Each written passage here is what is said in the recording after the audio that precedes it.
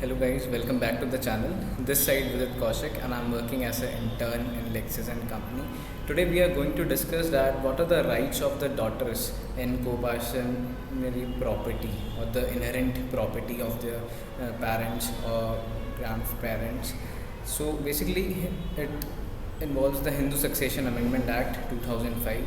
This Amendment Act 2005 was meant for removing gender discriminatory provisions as they were basically against the tenets of the Constitution of India as regards property rights in the Hindu Succession Act. It was regarded as a revolutionary step in the field of Indian legislation. There were some rights were given to the daughters and widows under the Hindu Succession Act as discussed below. The daughter by birth was considered a co-partner as a right in the same manner as a son under the Mitakshara school. She had equal rights as the son born in the family, while alienating the said property either by partition or through testamentary manner if the same was done. But the amendment of section 6 of the act as the amendment had a prospective amendment.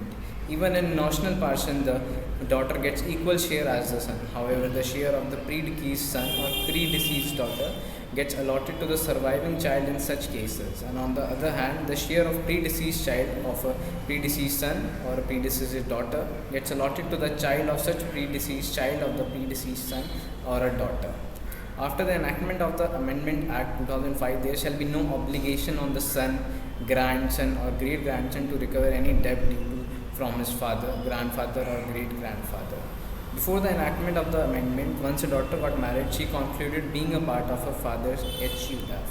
Supreme Court paves the way for its applicability. In the case of Vinita Sharma versus Rakesh Sharma, it was held that even daughters have equal co-partnership rights in the properties, irrespective the father was alive or not. A bench comprising with several justices, the provision contained in the section 6 that co-partner on the daughter born before or after amendment in the same manner as son with the same rights and liabilities in the section 6 of Hindu Succession Act. If the parent were giving or naming his property in the name of his son, then the daughter has the equal rights to claim to the inherent property. So it is an equal right of both son and a daughter to have a share in the co-partnership property or inherent property which is inherited from the grandfather or great grandfather.